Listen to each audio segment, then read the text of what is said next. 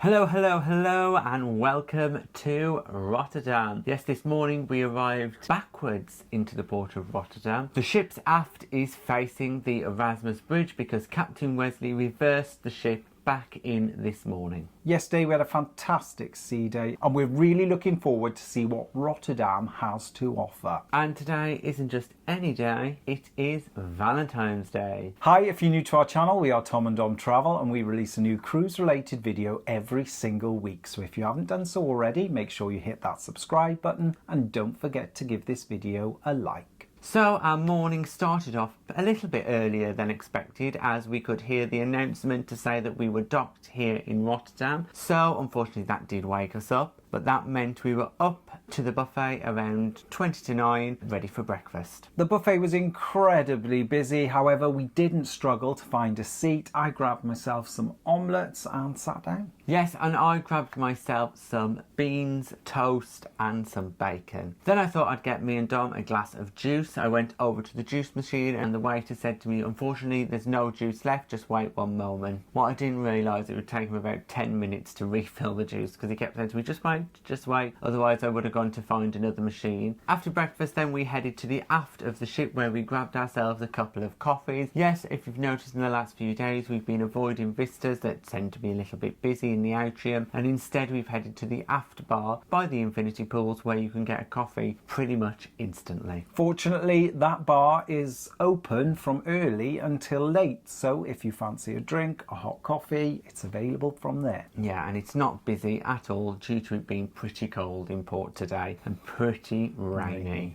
We had a little stroll and took in some of the views of Rotterdam from Iona. We then made our way back to our cabin to find a little surprise. There was a single red rose left on the bed and a note from our cabin steward saying Happy Valentine's Day. It was a really nice surprise for us and a little treat that we didn't expect. Very thoughtful of P&O to go the extra mile and just celebrate Valentine's Day. Really, really nice and completely unexpected. No time for celebrations for me and Dom though. We were straight back down to deck 6 where we quickly left the ship.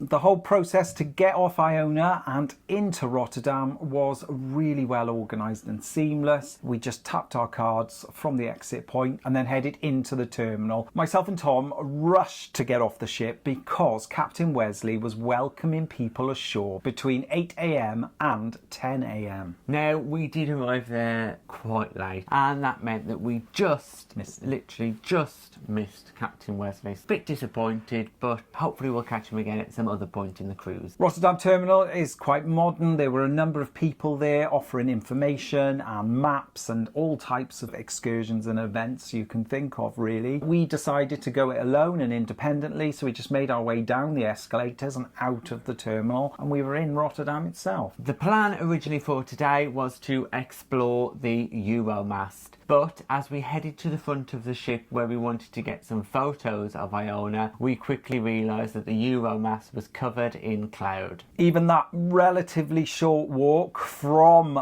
the terminal to the end of the port, myself and Tom got absolutely soaking wet. It was raining. It was a really horrible day. Whilst we were thinking of an alternative plan, we had a little wander around that Holland America line pier area where the New York Hotel is located, which is the former home of Holland America line. You could see that that area was up and coming and there was works underway to make it even better. Also, only a short walk away from the New York Hotel, you'll find a water taxi station. And if you're looking to be a little bit adventurous and take a water taxi across the river into town, that's a perfect place for you to pick it up. We chose not to go for the water taxi because after a little bit of research we've decided to go and visit the SS Rotterdam. Now that is a former Holland America ship that is now docked here in Rotterdam, and we had noticed that it was just a short walk away. So yes, you can take a water taxi, but there really is no need because there's a flat short walk through what looks to be a residential area until you reach the SS Rotterdam. So our advice would be to save yourself the money. It took us around about 20 minutes to walk from the water taxi station to the SS Rotterdam. Yes, we did get even wetter by then. However, it was worth it because once we got into the building, after we found out how to, because it wasn't very clearly signposted, the ship is spectacular. Yes, Dom's right. So there are 4 walkways onto the SS Rotterdam, each numbered 1, 2, 3, 4, surprisingly, but it's not very well signposted which one is the entrance for visitors. You can see which entrance is for the hotel and the restaurant, but it doesn't actually say if you are there just for a tour which way to enter. Luckily for us, we spotted a captain. Yes, a captain. He was a man dressed as a captain, sat at the bottom of one of the ramps, and he was able to direct us the correct way to go. In reality, we then realised that you could use any of the entrances. You would pretty much end up in the same place. We did feel a little bit naughty because when we walked in, we did sort of question to ourselves, are we allowed in here? Are we supposed to be in here? Because we walked past the hotel reception and it's not very clear inside. Yes, there are a number of signs saying tours and numbered walkways going left, right and all sorts, but it still was a little bit disorientating, and we just happened to walk into the shop. And in there we could see that they had tours for sale on the counter and we booked one. The option for the tours are there is a single tour of the public areas, there's a single tour of the below deck areas which includes the engine room, or you can do both. So we chose to do the 2. We were issued a ticket and also some audio guides that we found out you had to scan along the way and it would present the information to you in English. Fortunately, the next tour for the engine room was only 5 minutes away, so we pretty much hurried to the start of the engine room tour down in the depths of the SS Rotterdam. The below decks tour actually starts in the indoor swimming pool, which is quite unusual because it does look quite gloomy down there, but you can see at the time when the ship was running it must have been a really nice place. It's completely unused now, the pool is not available to be used, but you can see it as it was. In fact, in that area itself they also have the changing rooms, they have a massage area, they have exercise machines. You can really see how it would have been in its heyday. It would have been a luxury area of the ship for all of those first class passengers, and there was a spa as well. So like on most of those classic cruise ships, the main pool of the ship was located down low rather than like modern cruise ships where it's always up high. From there our tour guide proceeded to take us down through the narrow halls into the lower decks of the ship. We walked through a number of corridors that had huge pipes and different things running down the ship, where you could see there could have been some offices and different things for some of the workers. Then we quickly entered what looked to be the main engine room. Unfortunately, our tour guide's English wasn't the greatest, but fortunately we had those audio guides that we just had to scan and tap on each of the markers, and then we'd get an English description read to us explaining about everything that was in the room. It was really interesting just to see how a ship has to work at sea in order to cater and house so many people on board. You know, we're talking about air conditioning, hot and cold water. It was fantastic, and we got to see how the ship ran, how they communicated to each other. It was a fantastic tour that we'd highly recommend. It did take us around an hour to complete the tour, but it was completely worth it. It is worth mentioning here that it is not a tour that's available for anyone with mobility issues. There are steep stairs and quite difficult climbs up and down in parts of that engine room, so just bear that in mind. The tour ended in the main engine room and the main control panel, and it was huge. I couldn't quite believe that they had to jump and climb to grab all of these pulleys and levers just to get the engines to work the way that they want to do. It's incredible. So our guide did say to us that it takes years of training to be able to do that work, that anyone could do it, but to do it correctly is going to take years of training. And it really did look that way. There was that many different things going on in there. It was a complicated engine room, let's say that.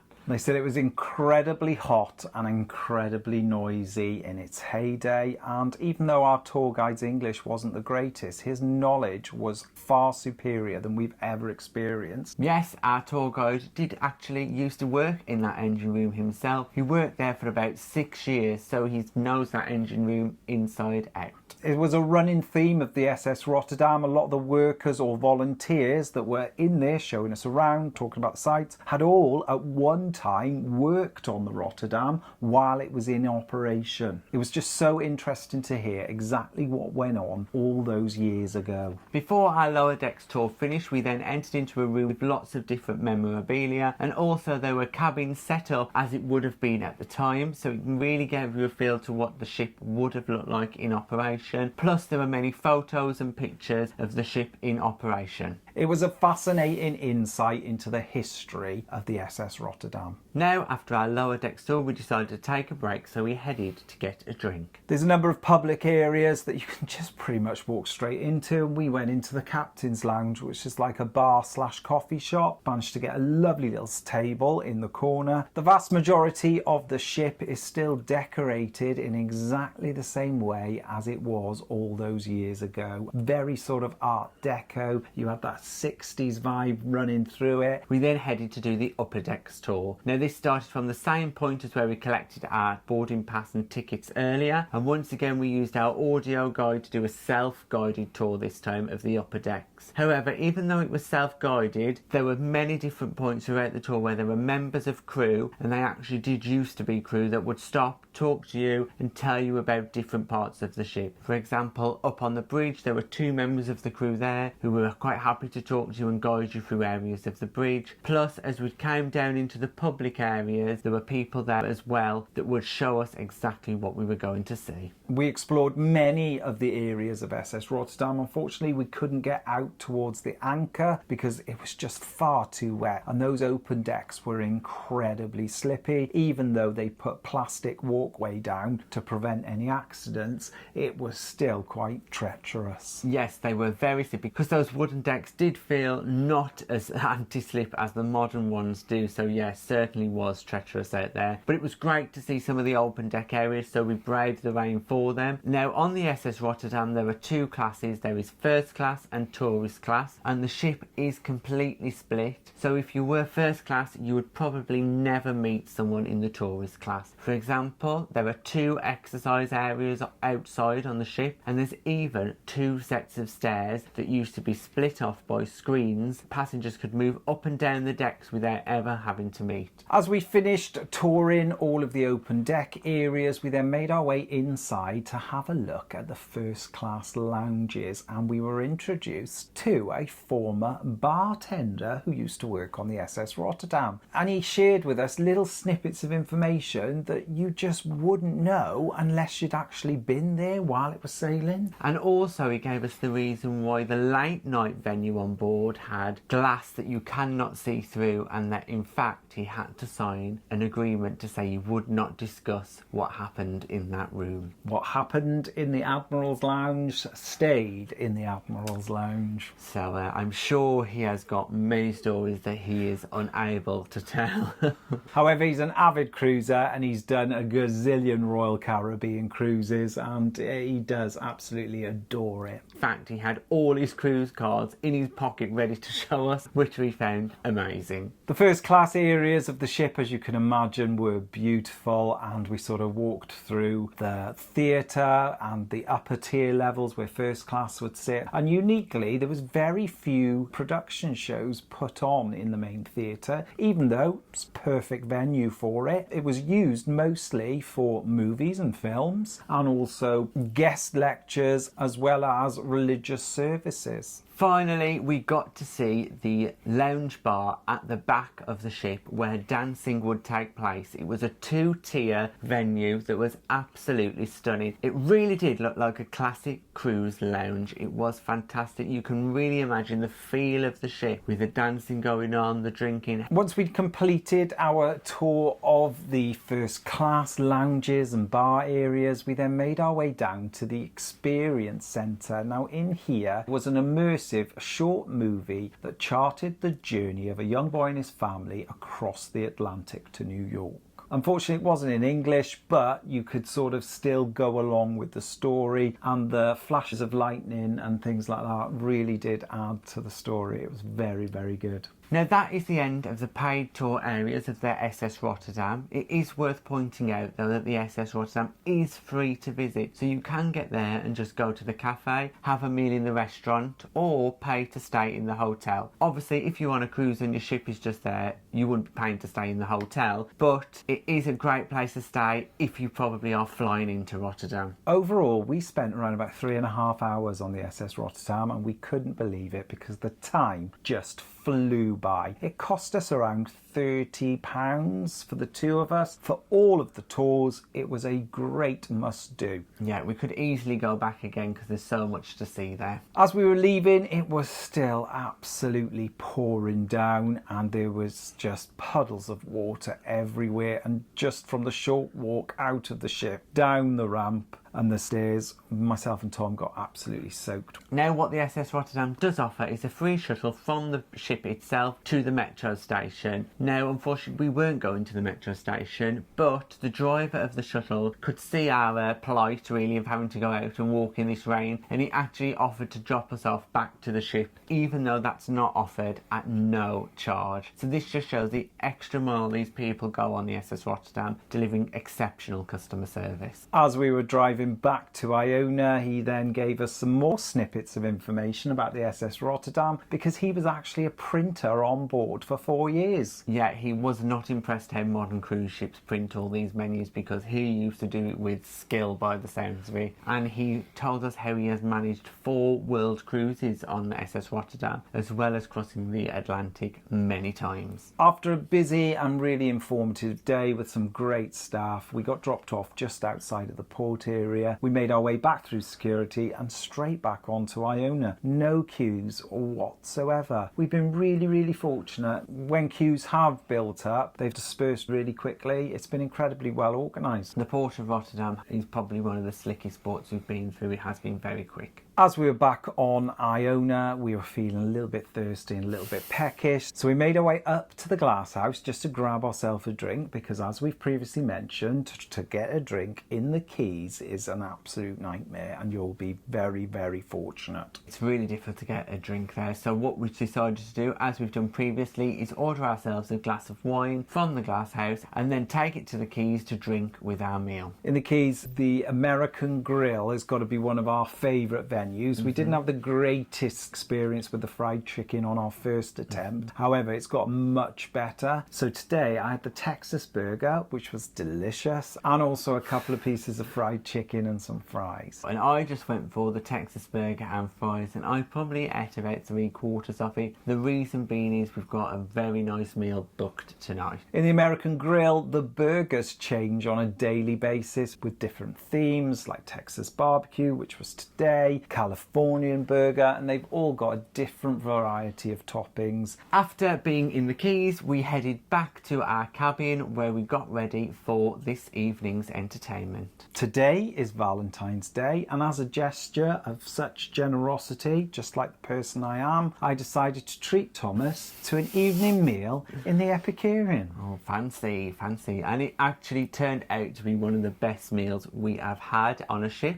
I pre-booked our Epicurean Valentine's Day meal prior to boarding. Now, it was a little bit more expensive than the standard Epicurean price. I think it was £48 or £49 each. However, it did come with an inclusive wine selection, and for Valentine's Day it booked out very quickly. We quickly made our way up to the Epicurean because we had booked our table for 7 o'clock. When we arrived, we were shown to our table very quickly and informed that the Epicurean is an experience and it could take around 2 to 3 hours to complete the whole meal. It was very busy in there with the vast majority of tables already taken, and people seemed to be really enjoying themselves. It was a nice atmosphere in there. It wasn't long before our waiter offered us water and then came along with these fantastic selection of breads.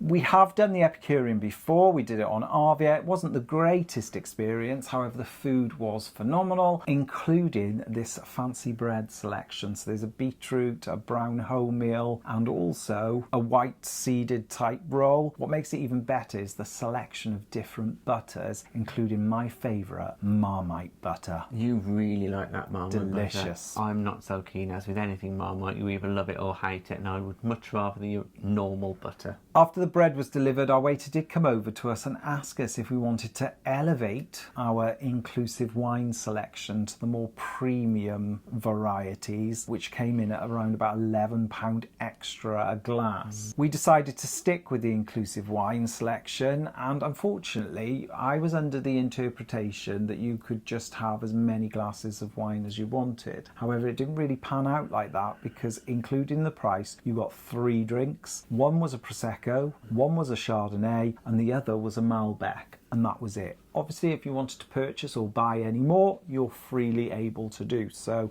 So our waiter delivered us our welcome glass of Prosecco. Then we ordered our starters. So for starter today in the Epicurean, I went for the celeriac soup, and it was quite a treat. It came with bits of apple chopped up in the centre of the bowl that was placed in front of me, and then the waiter poured in the celeriac soup, and let me tell you, it tasted fantastic. That bit of apple in there really set it off. And for my starter, I went for the leeks with the slow-cooked hard-boiled hen's egg. It came with a cheese foam, and I'd never experienced anything like it. We're not talking a huge, massive portion. However, it was a delicious experience. Then for main, me and Dom decided to go for the sharing option, as it's Valentine's Day, and we went for a sharing Chateaubriand. The waiter asked us how we'd like it cooked. We could either have it medium or well done. There were only those 2 choices. We chose to go for medium. It came out quite different to how we expected, though. We expected it to be served in the centre of the table, and then we take what we want, being the sharer. But it didn't at all. It came as 2 separate plates. However, there was plenty of food. Now, the steak itself was cooked perfectly, and it was accompanied with chips, some vine tomatoes, and a mushroom. And then separately to that, at the centre of the table, we had creamed spinach, we had tender stem broccoli, and we had another variety of potatoes. There was a huge amount of food available, and it was incredible. Definitely the best meal we've had on Iona this week, and it's got to be rated up there with the rest of the premium meals that we've had during our previous cruises. The cream spinach was interesting because we've had cream spinach before on other cruise lines such as Princess, and we've never enjoyed it. We've always found it a little bit too strong, a little bit overpowering. However, the cream spinach in the Epicurean for Valentine's Day was beautiful. The meat itself was fantastic, but by the time we came to the end of the meal, me and you were absolutely stuffed. It was just so good. We were still trying to force it in because it was so nice. As Tom said, one of the best meals we've had. We did have a number of glasses sort of stacking up on our table though. The Prosecco was the welcome glass, then we had the Chardonnay with our starter, we then had the red wine with our main, and unfortunately we just don't drink that quickly. Well, I certainly don't, because I was still on the Prosecco, I think, by the time the main came, so that meant I had all 3 glasses of wine lined up plus a glass of water on the table, so there was a lot going on there. Even though we were so full, we still managed to squeeze in a little bit of dessert, so I went for the passion tart, and it was delicious. Once again, very, very good, incredibly fruity, really nice texture, beautiful. And I went for the chocolate delice, and once again, anything chocolate is a winner for me, but this did seem so luxurious, very tasty, really, really good, and I just about squeezed it all in. Then after our dessert, we were offered tea or coffee and given some petit fours. Now, I chose to have a coffee. Dom declined. He was quite happy with the wine, and it was just a nice ending to that wonderful meal. We were in the Epicurean around 2 hours 10 minutes, not too bad at all. The service top notch, the food incredible, and even though it cost double to what the Epicurean Epicurean normally charges, we definitely do it again because it was just a really nice experience for Valentine's Day. It was a one-off great experience, certainly. After the Epicurean then, we nipped in next door to the Crow's Nest to have a drink. We did, because it's right next door to the Epicurean, perfect place where we ordered ourselves a couple of gin and tonics. Just to aid with digestion. Correct.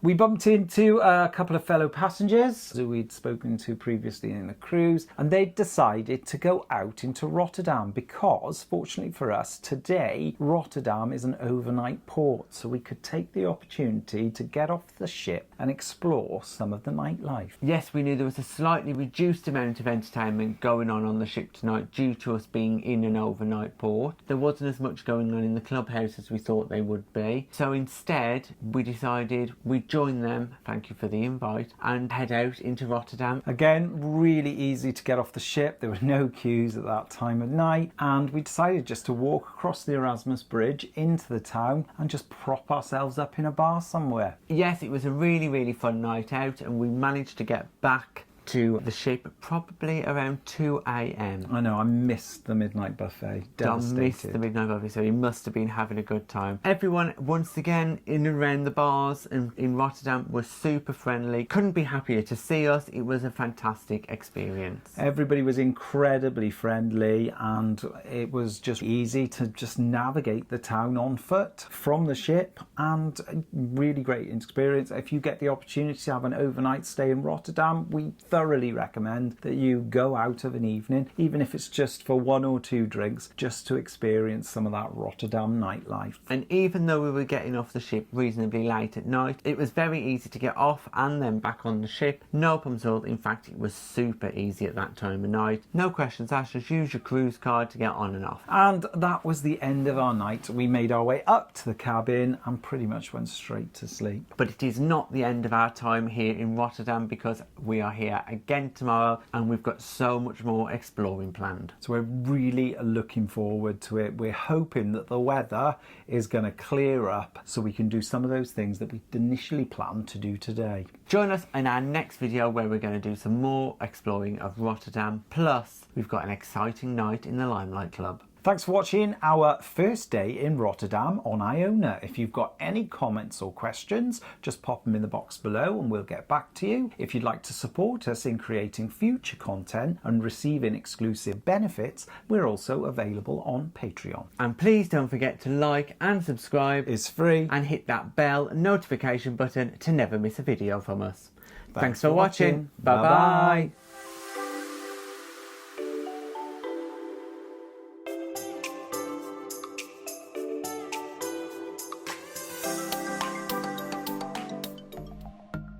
Thanks for watching. We've got lots more content available on our YouTube channel, so press that subscribe button. If you're interested in receiving daily updates, we're available on most social media platforms. Just search for Tom and Dom Travel.